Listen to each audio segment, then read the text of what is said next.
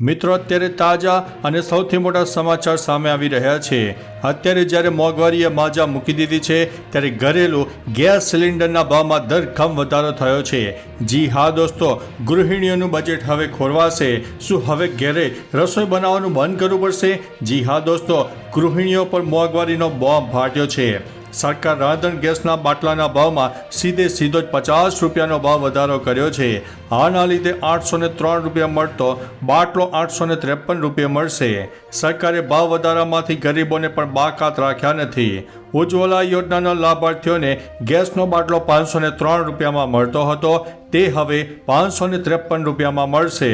આમ ગરીબોને વર્ષે સીધો 600 રૂપિયાનો ફટકો પડશે। આ ભાવ વધારો 8 એપ્રિલથી અમલમાં આવશે। સરકારે આ ઉપરાંત પેટ્રોલ અને ડીઝલ પરની આબકારી જકાતમાં પણ પ્રતિ લીટર 2 રૂપિયાનો વધારો કર્યો છે, પરંતુ તેના લીધે પેટ્રોલ અને ડીઝલના ભાવમાં વધારો નહીં થાય। પેટ્રોલ પરની સ્પેશિયલ એક્સાઇઝ ડ્યુટી વધીને પ્રતિ લીટર 13 રૂપિયા થઈ ગઈ છે, તો ડીઝલ પરની ડ્યુટી પ્રતિ લીટર 8 રૂપિયાથી વધીને 10 રૂપિયાની આસપાસ થઈ ગઈ છે। તો ચાલો મિત્રો, ફરીથી દેશ અને દુનિયાના તાજા સમાચાર લઈને મળતા રહીશો।